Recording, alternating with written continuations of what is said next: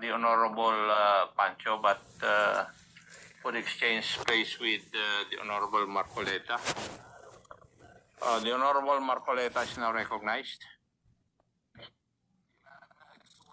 Maraming salamat, Mr. Chair. Maraming salamat, Congresswoman Pancho.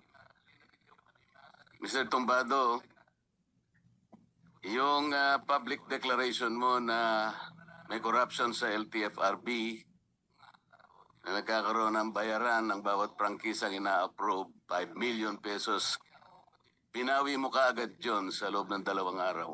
Maliwanag naman ito. Pagkatapos ng pagbawi mo na press conference, gumawa ka pa ng affidavit of recantation. Ito nga ang nandito sa aming harapan ngayon.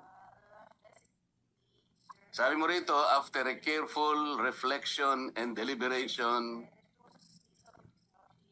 blah, blah, blah, ay binabawi mo ang may pinagsasabi mo. Hindi ka ba tinakot para gumawa ka ng pagbawi? Hindi po, Honor. Your Honor.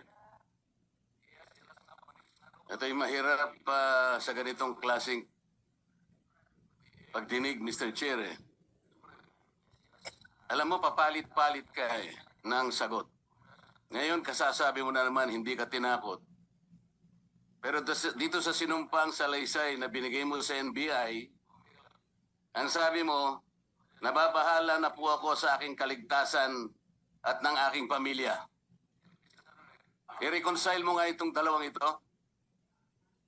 Ayaw naming sayangin ang pagdinig nito, Mr. Tumbado.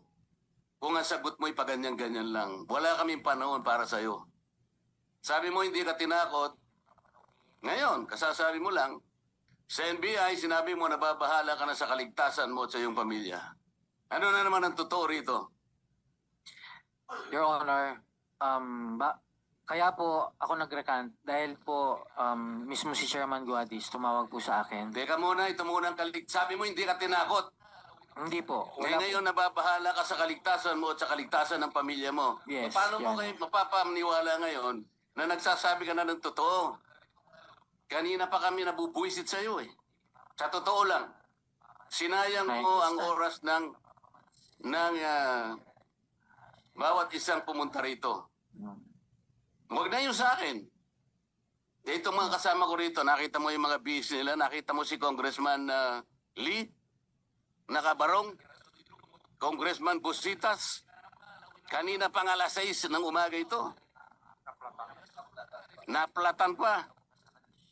Babayaran mo ba lahat ng damages na ginawa mo sa umaga ito? Ito, tinatanong kita. Kasi kailangan nating malaman kung kailan ka nagsasabi ng totoo at kung kahit kailan magsasabi ka pa ng totoo. Alam mo ba yung kasaysayan ng The Boy That Cried Wolf? Alam mo ba yun? Hindi po, Honor. Your Honor. Hindi ka nag-high school?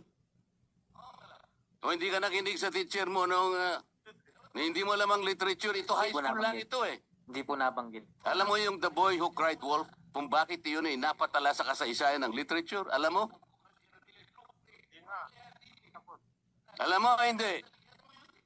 Hindi po. No, kaya pala eh. Kaya ka lang ganyan eh. Yung taong yon, binibiro niya kahit na isang bagay na dapat pagtiwalaan ng kanyang kapwa. Nagpapasaklolo. Sa tuwing hihingi siya ng saklolo, dumarating ang mga tao. Nung pangalawang darating talaga, yung bagay na maglalagay sa kanya sa panganib, at totoo na yung paghingi niya ng saklolo, wala na nagtiwalang tao sa kanya. Gusto mo bang mangyari sa buhay mo yan? Na kahit isang tao, wala nang maniniwala sa'yo? Kanina lang dito, present yung mga text messages ni Congressman Gutierrez. Gusto ko, Mr. Chair, bago ko makalimutan, let us do a forensic investigation on those text messages. Kasi doon, nakalatag. Merong humihingi ng, may magbibigay ng 3,000 pesos per unit, 27 units ng Grab na ipapasok sa LTFRB. 810,000 pesos. Ngayon sinasabi mo, ano masasabi mo ron? Hindi totoo na naman yon. Sinabi mo, splice na. Ang dali mong magsinungaling. Ito yung problema natin ngayon. Alam mo kung nasa korte ka, hindi ka paniniwalaan. Alam mo ba yung recantation maski sa korte? Ayan, may abogado ka. Hindi binibigyan ng halaga ng korte ang mga ganitong klasing, mga walang kakwenta-kwentang mga salaysay. Pagka-recantation. Alam mo kung bakit? Ang korte kasi naniniwala na yung unang bugso ng damdamin mo na gumawa ka ng pahayag, yun ang mas pinaniniwala. Kamukha kanina, tinanong ka ni Congressman Acharon, ano ika itong mga immediate problems na sinasabi mo kahit na nag-recant ka, pero ito tinitindigan mo? Ayaw man lang sabihin. Meron ka bang listahan ng mga taong nagpunta sa'yo na nagkakaroon ng problema at sinisingil sila ng pera bago approve ng LTFRB? Yun ang pinagsisikip ng dibdib mo eh. Meron ka ba listahan ng mga taong yon na binigyan mo ng halaga, nagagalit ka dahil bawat approval ng prangkisa ay humihingi sila ng pera sa LTFRB? Nasaan ang mga pangalan ng mga tao na yon? Binigay mo ba sa komite? Hindi po, Your Honor. Kaya mo bang ibigay sa komite yung mga pangalan ng tao na araw-araw ay pumupunta sa'yo, pinagsisikip ng dibdib mo, nagagalit ka, kaya ka nga nagkaroon ng pagdideklara sa publiko? Yes, Your Honor. Ibibigay mo yung mga pangalan ng mga taong yon Yes, Your Honor. para sa ganun magkaroon ng hustisya kung Yes, totoo Your o Honor. hindi. Yes, Your Honor. Oh, paano ngayon kung sasabihin nila, hindi po totoo ang sinasabi ni Tumbado? Ano mangyayari sa buhay mo? Ito yung sabi mo after careful deliberation. Ito pakinggan mo. Sa aming pag-uusap, ibig mo sabihin kay Chairman Guadis, matapos ang press conference ay tinawagan ako ni Chairman Guadis at nagmakaawa siyang ako'y makausap at nakiusap na bigyan ko siya ng pangalawang buhay, ibalik ang reputasyon at karir sa dahilan ng aking pagbawi o recantation.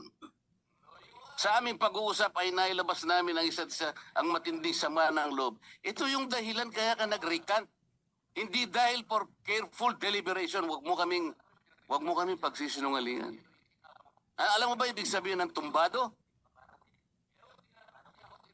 Apelyido mo ito eh. Alam mo, pati apelyido mo eh, hindi mo na pinaniniwalaan. Ito ang huling tanong sa'yo. Ano ang paniniwalaan namin? Yung public declaration mo o itong recantation mo? Na binawi mo rin. Ano na lamang ang natira sa'yo na pwede naming paniwalaan, Mr. Tumbado? Yung pong recantation ko, wala po akong direct knowledge na kasabwat si Chairman Guadis. Ang tinatanong ko sa'yo, Ang akin lang ano ang po, pagbabasihan namin para paniwalaan pa namin ang sinasabi mo ngayon tungkol dito sa recantation?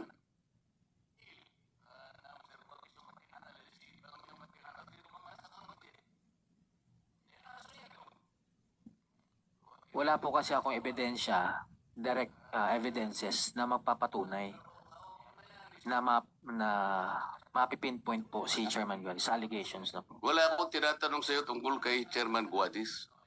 Ang tinatanong ko sa'yo, ano na lang ang natitira sa pagkatao mo sa umagang ito na pwede naming paniwalaan? Para hindi naman masayang ang oras at pagpunta rito ng aking mga kasamahan.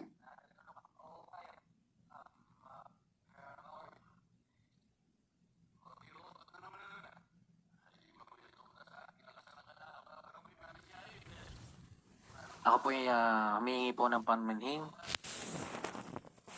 sa nangyaring sigalot po na ito.